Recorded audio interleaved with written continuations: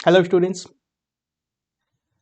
पिछले वीडियो में हमने हेनरी कैवेंडिश का एक्सपेरिमेंट देखा था जिसने उन्हें ग्रेविटेशनल कांस्टेंट जी को मेजर किया था।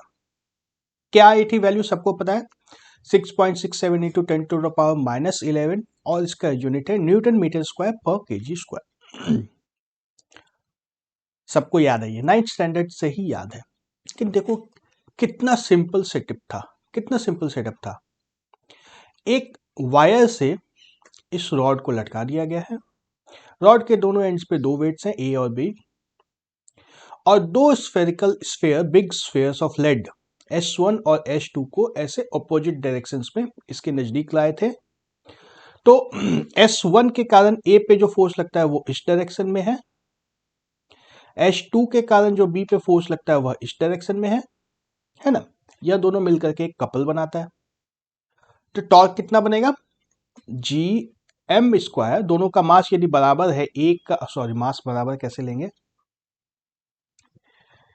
जी capital M into small m, M1 into M2 A का मास यदि M1 है, बी का मास भी M1 है, M1 इन दोनों का मास बराबर है। S1 का मास यदि M2 है तो S2 का भी मास M2 है, या 1 है तो G M1 M2 divide by force, यह डिस्टेंस जो आएगा A, मान लो यह A डिस्टेंस है, A divide by A square into A B distance से अगर मल्टीप्लाई करेंगे तो हमें टॉर्क मिल जाएगा। इस डिस्टेंस को डी मान लिया, ठीक है।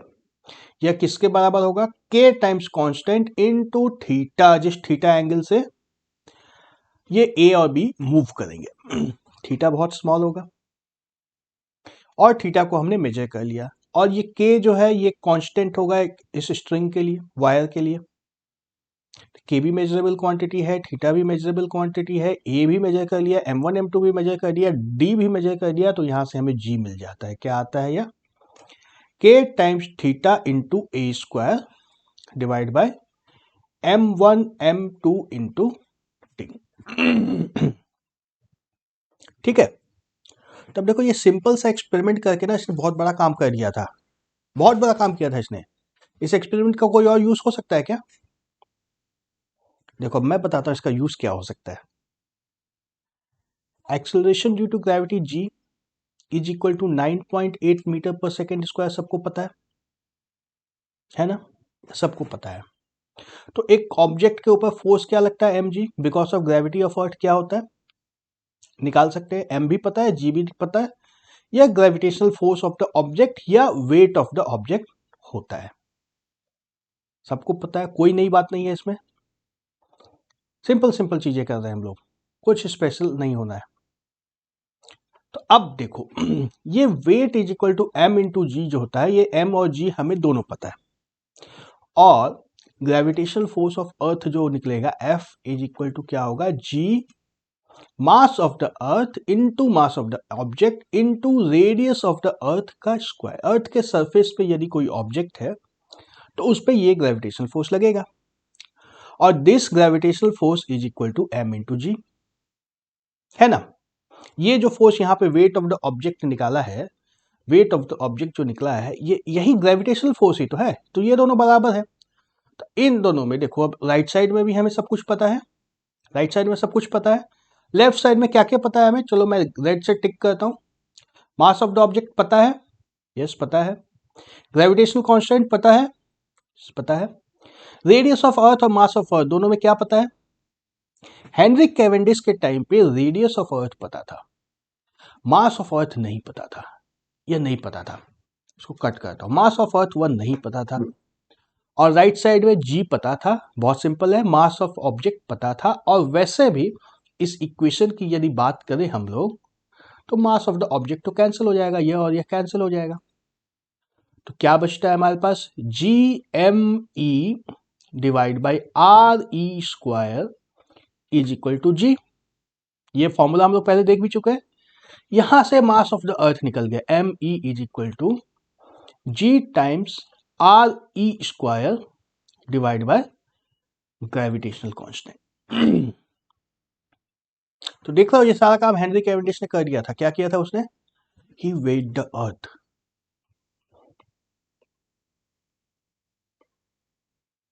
weighed the earth। ये सिंपल सा जो सेटअप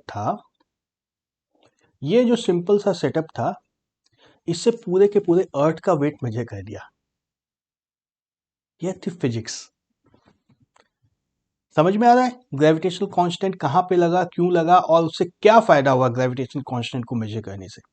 ये इतनी छोटी वैल्यू जो है 6.67 इंटू 10⁻⁻11 यूनिट है न्यूटन मीटर स्क्वायर पर केजी स्क्वायर। इसको यूज करके पूरे अर्थ का वेट निकाल दिया। निकल गया। अर्थ का वेट करने के लिए उसको क्या लगा था, कुछ खास चीजें वैल्यूज नहीं लगी थी, जो चीजें पहले से पता थी वही सब यूज करके हेनरी कैवेंडिश ने अर्थ का वेट निकाल दिया।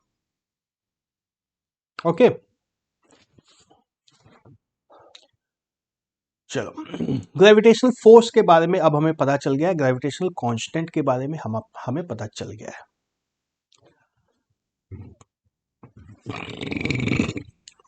अब हम लोग बात करेंगे एक्सेलरेशन ड्यू टू ग्रेविटी के बारे में, जी।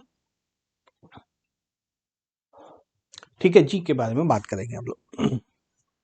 तो जैसा कि हम लोग ऑलरेडी देख चुके हैं कि जी किसके बराबर होता है, जी किसके बराबर होता है, small G M E small M divide by R E square, radius of earth का square at the surface of earth. ये जो फॉर्मूला वैलिड है एट सरफेस ऑफ अर्थ।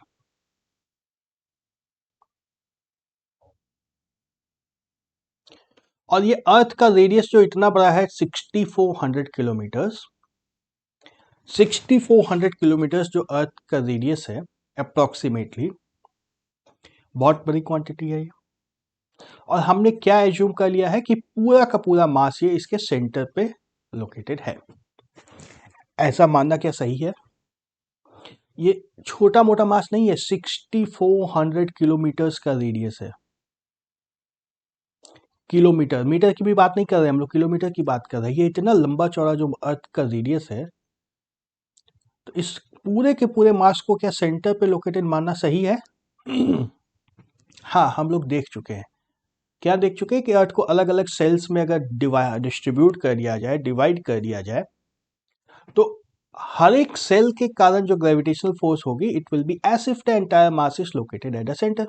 तो एंटायर अर्थ को ऐसे अलग अलग सेल्स में डिस्ट्रीब्यूट करके फिर टोटल अर्थ को कंबाइन करके इस तरह से हम लोग एज्यूम कर सकते हैं कि मास of the earth is located at the centre. ठीक है, लेकिन ये सरफेस ऑफ द अर्थ के लिए तो ये सारी बातें ठीक हो गई। यदि ऑब्जेक्ट जो है हमारा ये अर्थ के अंदर चला जाए, यहां पे आ जाए, डी डेप्थ के अंदर चला जाए, तो क्या ये फॉर्मूला वैलिड होगा?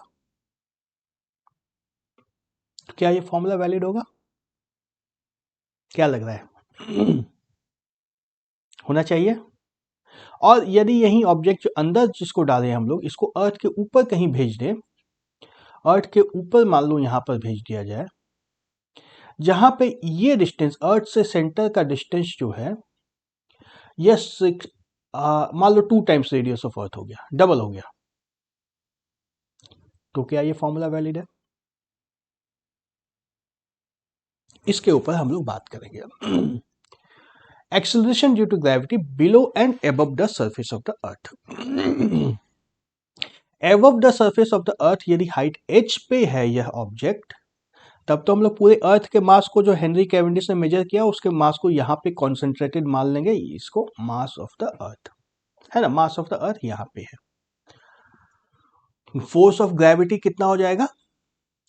Capital G mass of the earth into mass of the object divide by radius of the object earth, radius of the earth R E, जो कि यह है, प्लस हाइट। इस डिस्टेंस का स्क्वायर करना है ना, इसी डिस्टेंस का तो स्क्वायर करना है, is equal to M into G. ठीक है, तो हमें मेजर करना है एक्सेलरेशन ड्यू टू ग्रेविटी जी।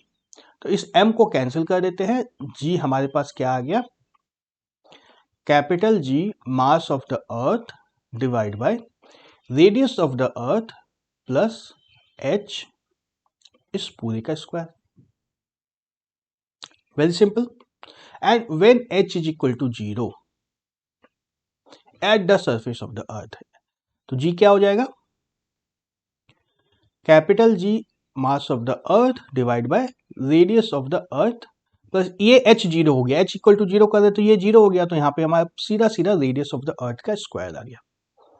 ये एट द सरफेस ऑफ अर्थ होता है और ये above the surface of the अर्थ हो गया। बिलो द सरफेस ऑफ अर्थ नहीं होगा, ये सिर्फ above the surface of the अर्थ। तब देखो यहां से हम लोग क्या कैलकुलेट करना चाह रहे हैं। ये जो g की वैल्यू है, यहाँ पे जो g की वैल्यू है, इसको यदि इस इक्वेशन में सब्स्टिट्यूट किया जाए तो क्या आएगा? g is equal to g at the height h, अब मैं लिख देता हूं इसको, g at the height h above the surface of the earth is equal to small g mass of earth. और देखो यहाँ पे आर ही नीचे है, डिनोमिनेटर में आर ही रेडियस ऑफ द अर्थ है, तो इसको ऊपर और नीचे दोनों मल्टीप्लाई कर दूं आर से,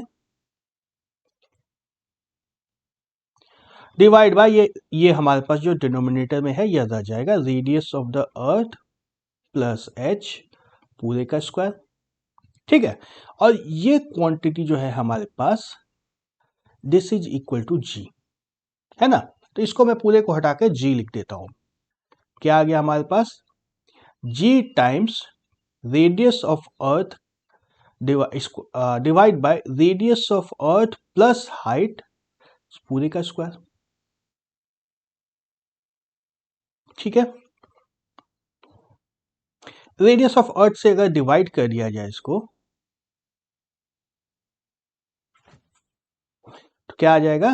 जी 1 divide by 1 plus H divide by R ई पूरे का स्क्वायर। ठीक है, तो अब मैथ्स में यदि बाइनोमियल कोफिशिएंट पढ़ा है, बाइनोमियल एक्सपेंशन पढ़ा है, तो this is approximately equal to 1 minus 2 times H upon R E. Approximately equal, exactly नहीं। ये मैथ्स का एक फॉर्मूला है जिसमें हम लोग बोल देते हैं क्या, 1 plus H divide by R ई पूरे का पावर -2 यदि है तो इसको हम लोग लिख सकते हैं approximately equal to 1 minus 2 times H upon R E. यही फॉर्मूला मैंने यहां पे यूज कर दिया। ठीक है, तो अब देखो हाइट के साथ जी कैसे चेंज होगा? G as a function of H, G as a function of H, एक पॉलिनोमियल मिल गया हमें, इसको यूज कर लिया अब हमने। G as a function of H, एक पॉलिनोमियल हमें मिल गया ना। हाइट के साथ इस तरह से जी का वेरिएशन आता है। This is valid only when are E is greater than H. मतलब कि रेडियस ऑफ अर्थ जो हम लोग का है ये 6400 किलोमीटर है, तो यदि हम लोग कुछ 5, 10, 50, 100 किलोमीटर तक की बात कर रहे हैं तब ये वैलिड है। उससे ज्यादा यदि लॉन्ग डिस्टेंस की बात करेंगे तो हमें ओरिजिनल फॉर्मूले पे आना पड़ेगा। ओके, समझ में आ रही है बात? तो अब मैं इस रिजल्ट को एक बार लिखता हूं ऊपर हमारे डायग्राम के पास। G at the height h is equal to G at the surface of the earth 1 minus 2h divided by RE। ठीक है, अब हम लोग बात करेंगे बिलो द सरफेस ऑफ अर्थ की। इसको मैं क्लीन कर देता हूं, चलो।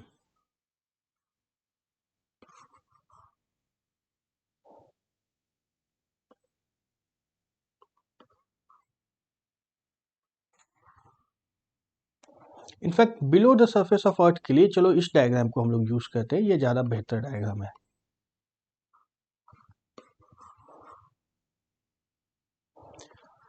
हाँ, यदि ऑब्जेक्ट m अब यहां पे आ गया है इस जगह पर कहीं पे,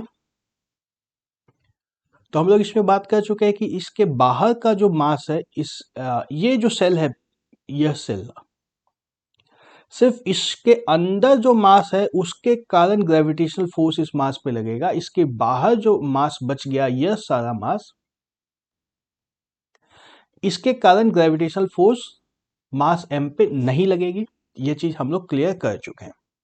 तो हमें क्या जरूरत है, अब यहाँ पे डिस्टेंस तो पता है आर ई माइनस डी हो गया है, distance is equal to R E minus D, और मास ऑफ अर्थ जो था ये इस डिस्टेंस डी के अंदर कितना होगा यह निकालना है ना। तो अर्थ की डेंसिटी निकाल सकते हैं, रो इज इक्वल टू क्या होता है, मास अपॉन वॉल्यूम, मास है मास ऑफ द अर्थ, वॉल्यूम क्या है 4/3 पाई आर ई क्यूब, यह हमारी अर्थ की डेंसिटी आ गई। तो मास, अब इस डी तक, इस कैपिटल एम यदि ले लिया जाए, इतनी दूर का मास, जिसको मैं अब मार्क करता हूं रेड से, ये रेड पोर्शन का मास यदि हमें निकालना है, क्या करना है, density volume into density, sorry हाँ वॉल्यूम इंटू डेंसिटी करना है। वॉल्यूम कितना होगा 4/3 pi R E minus D का क्यूब, है ना, वॉल्यूम इनटू डेंसिटी, डेंसिटी क्या है यहां पे हमने निकाल दिया है M E divide by 4/3 pi R E का क्यूब, ये 4/3 cube 4/3 cube cancel, 4/3 pi cancel out हो गया, क्या बच गया mass of the earth M E divide multiplied by R E minus D divide by R E का cube. Simple, सीधा सीधा 8th स्टैंडर्ड में डेंसिटी वॉल्यूम सब पढ़ा था, वही सबको यूज किया है, और इन सब को यूज करके अब हमारा फोर्स ऑफ ग्रेविटी आ जाएगा। Force of gravity is equal to G mass of the object divide by R E minus D का square into mass of the earth, ये जो आया है क्या आएगा, mass of the earth multiplied by R E radius of earth minus D divide by radius of earth पूरे का cube. ठीक है, इसको अब थोड़ा सिंप्लीफाई करके लिखते हैं हम लोग, G M capital M E, mass of earth तो रहेगा ही, और ये देखो आर ई माइनस डी का क्यूब है, नीचे आर ई माइनस डी का स्क्वायर है, तो ऊपर में एक R E radius of earth minus D बचा रह जाएगा, और नीचे क्या बचा रहेगा, रेडियस ऑफ अर्थ का क्यूब। ठीक है, this is equal to what, this is equal to mass of object into gravity, acceleration due to gravity at the depth D, अब हम जी नहीं लिखूंगा मैं, एट द डेप्थ डी की बात कर रहा हूं, तो फिर से m कैंसिल हो जाएगा, G gravity at the depth d अगर हम लोग निकालें तो क्या होगा, g capital M E divide by R E square into R E, मैं इसको अलग अलग इस तरह से लिख देता हूं, और ऊपर क्या है आर ई माइनस डी। तो कोई अलग लिखने का कारण यह है कि यह हमारा gravity at the surface of अर्थ है, याद आ रहा है, यह gravity at the surface of the earth है। तो g eight depth d is equal to gravity at the surface of earth multiplied by radius of earth minus depth d divided by radius of earth, जो कि क्या आ जाएगा g1 minus d divide by R ई। ठीक है, अर्थ के surface के अंदर डेप्थ d पे जाते हैं तो इसका क्या फॉर्मूला आया, 1 minus g multiplied by 1 minus d divide by R E, कहा गया, हाँ, अगर डेप्थ डी पे अंदर चले जाते हैं अर्थ के अंदर डी, तो क्या आया G divide by 1 minus D divide by R E. Okay, ठीक है, at the centre of earth अगर पहुंच जाएंगे तो D is equal to R E हो जाएगा, at the centre of earth D is equal to R E, तो जी कितना हो जाएगा, G 1 minus R E divide by R E is equal to 0, at the centre of earth gravity is equal to 0। Okay, और ये formula जो था इस पे नहीं करना कि अगर 2 टाइम्स रेडियस ऑफ अर्थ पे पहुंच गए, जी एट 2 टाइम्स आ रही है, अगर इस डिस्टेंस पे पहुंच गए तो ये क्या आ जाएगा, G multiplied by 1 minus 2 times R E divide by R E,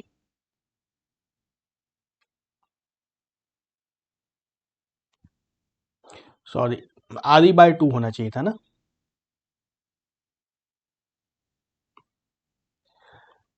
ji at R E divide by 2, यह अगर निकालते हैं इस फॉर्मूला से तो क्या आएगा, जी 1 minus 2 times R E divide by 2 divide by R E.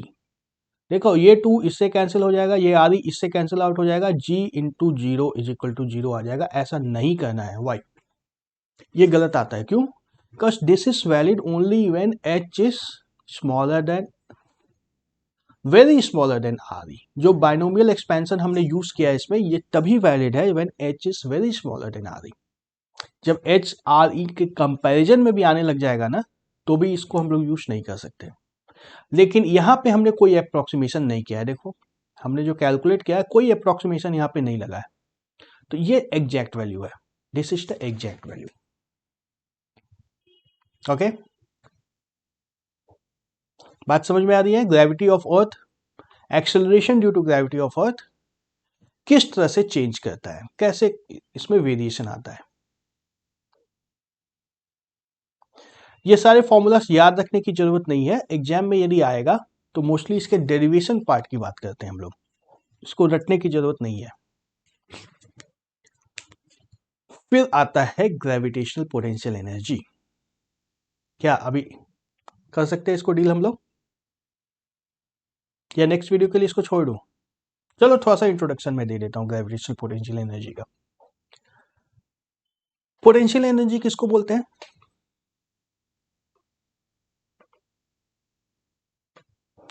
Potential energy किसको बोलते हैं? Energy stored in an object by virtue of its position.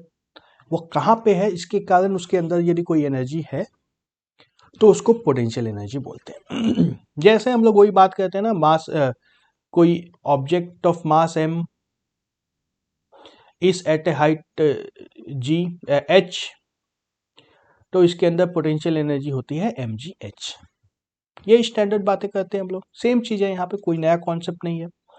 यहाँ पे समझने की बात यह है कि यही जो मास m पहले अर्थ सरफेस पे था, पहले अर्थ सरफेस पे था और फिर अब ये इस हाइट h पे आ गया है, तो यहां से यहां जाने का एक पाथ तो ये है सीधा सीधा, है ना। लेकिन यदि कोई आदमी इसको कैरी कर रहा है और इसको हाइट h पर लेके जा रहा है, तो ये सीढ़ियों से जाएगा, कुछ इस तरह से जाएगा, इधर से घूम करके फिर इधर से घूम करके ऐसे पहुंचेगा। स्टेयरकेस तो ऐसे ही ना, पहले एक तरफ जाती है फिर घूम के वापस आती है। तो क्या दोनों केस में पोटेंशियल एनर्जी बराबर होगी? कोई आदमी इसको एक बकेट ऑफ वाटर मान लो ये है, ये ग्राउंड पे था और ये अभी से हाइट h पे है, फर्स्ट फ्लोर पे है। हाइट h है, हमने मान लिया कि यहां से यहां ऑब्जेक्ट गया तो हाइट h गेन की, तो mgh इसके अंदर पोटेंशियल एनर्जी है। लेकिन यदि कोई इंसान उसको कैरी कर रहा था, लिफ्ट में नहीं जा रहा था, वो सीढ़ियों से कैरी करके लेके जा रहा था, तो कुछ इस तरह का पाथ फॉलो करेगा ना। सीढ़ी पे ऐसे ही चढ़ता है कोई भी इंसान, जब भी सीढ़ी पे चढ़ेंगे तो इस तरह से चढ़ के यहाँ पे आएंगे, तो क्या पोटेंशियल एनर्जी सेम होगी? Yes, that is the definition of potential energy. ये पोटेंशियल एनर्जी सिर्फ इस हाइट h पे डिपेंड करेगी और किसी चीज पे नहीं डिपेंड करेगी।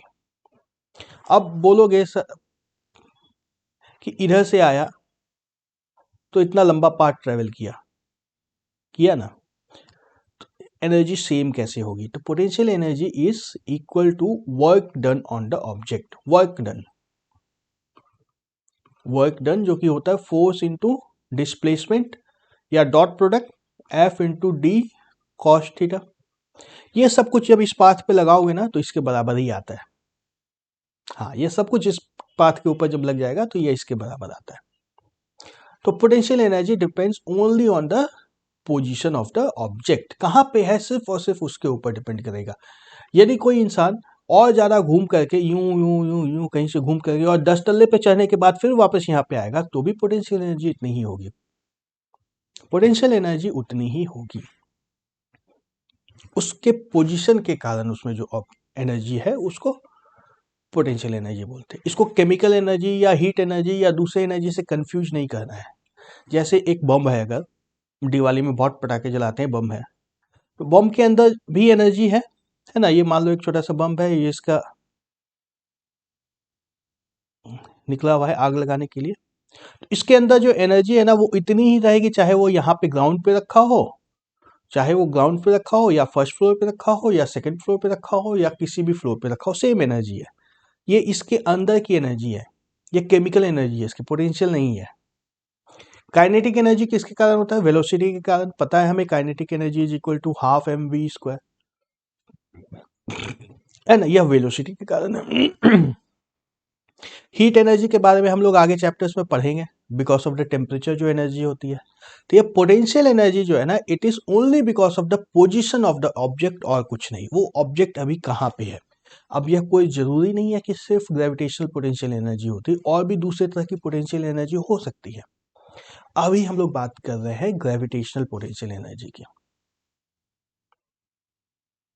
ठीक है। दूसरा कौन सा पोटेंशियल एनर्जी हो सकता है? एक इलेक्ट्रिकल पोटेंशियल डिफरेंस नापते हैं हम लोग वोल्ट में, याद है? वोल्ट, वोल्टेज क्या होता है, या वोल्ट या वोल्टेज जो भी मेजर करते हैं इलेक्ट्रिसिटी में, वो क्या होता है?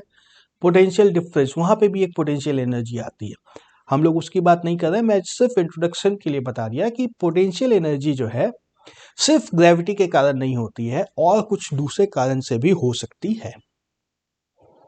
हम लोग यहाँ पे बात करेंगे, ग्रेविटेशन चैप्टर है तो ग्रेविटेशनल पोटेंशियल एनर्जी की बात करेंगे, और इस तरह की पोटेंशियल एनर्जी की बात करते हैं हम लोग कंजर्वेटिव फोर्स के लिए। कंजर्वेटिव फोर्स मतलब energy depends only on the initial and final position and not on the actual path.